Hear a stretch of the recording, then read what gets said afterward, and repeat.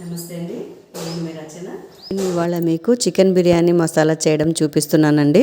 నా videos like చేయండి, subscribe చేయండి, షేర్ చేయండి. ఇక మనం చికెన్ బిర్యానీ మసాలా తయారు చేయడం చూసేద్దామా? పదండి. ఇది కేవలం చికెన్ బిర్యానీ మసాలా అండి.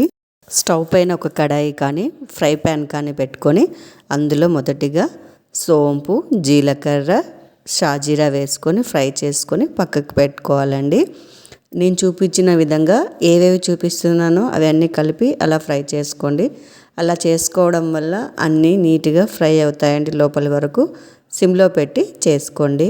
అవి ఉండే సైజుని బట్టి మనకు లోపల వరకు ఫ్రై అవ్వాలంటే అన్నీ కలిపి వేసుకుంటే లోపల దాకా ఫ్రై అవ్వండి.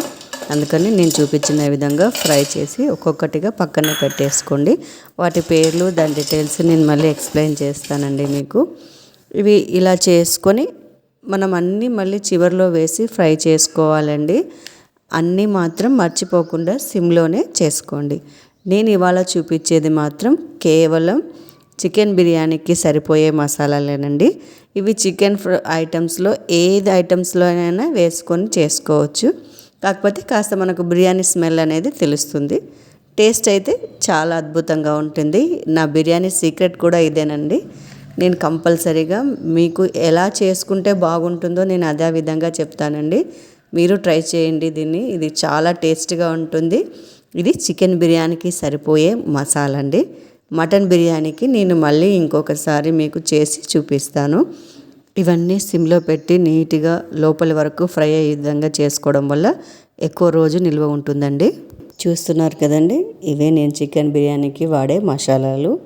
వీటి పేర్లు చెప్తున్నానండి. అనాస పువ్వు, బిర్యానీ ఆకు, అది పొడవు లవంగం అంటారండి దాన్ని, పూత, జాపత్రి, అవి వచ్చేసి లవంగాలు, తెల్ల మిరియాలు.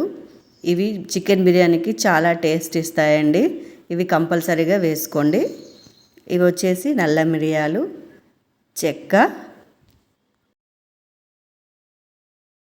జాజికాయ, బిర్యానీ ఆకులు, అడవి యాలకులు, జీరా, యాలకులు, సోంపు, మరాఠీ మొగ్గ. అవి మరాఠీ మొగ్గ అండి. ఇవి డైజెస్ట్కి చాలా ఉపయోగపడతాయి. సోంపు కూడా డైజెస్ట్ ఉపయోగపడుతుంది. జీలకర్ర. ఇవి వచ్చేసి అడవి యాలకులు అండి. ధనియాలు. వీటిని నేను ఇవి మాత్రమే కాస్త ఎక్కువ మోతాదులో తీసుకుంటున్నానండి. ఎందుకంటే ఇవి ఒక్కటే వేసి కూడా చేసుకోవచ్చు. అన్నీ కలిపి చేసినప్పుడు మసాలా అనేది చాలా ఘాటు ఎక్కువగా ఉంటుంది. తెలియకుండా వేసుకుంటే పిల్లలు ఉన్నప్పుడు చాలా ఇబ్బంది కదండి. అందుకని ధనియాల పొడి నేను యాడ్ చేస్తున్నాను. మామూలుగా అయితే నేను ధనియాల పొడి సపరేట్గా వేసి పెట్టుకుంటానండి. దాన్ని నేను సపరేట్గా మాత్రమే యూజ్ చేస్తాను. హోటల్స్లో అయితే ఈ కింద చూపిస్తున్న 4 కాస్త మోతాదు ఎక్కువనే వాడతారండి. నేను ఇంట్లో కాబట్టి తక్కువగా వాడుతున్నాను. ఎందుకంటే పిల్లలు ఉంటారు కదండి, తినలేరు. మన హోటల్స్లో ఎక్కువ తిన్నప్పుడు బిర్యానీ త్వరగా డైజెస్ట్ అవుతుంది కదండి. దానికి మెయిన్గా మరాఠీ మొగ్గ, సాజీరా, జీలకర్ర, సోంపు ఇవి చాలా యూజ్ అవుతాయండి. ఇక్కడ చెప్తున్నాను చూడండి, అక్కడ తెల్ల మిరియాలు, నల్ల మిరియాలు అనేవి ఇవి చికెన్ బిర్యానీకి మంచి టేస్ట్ని ఇస్తాయండి.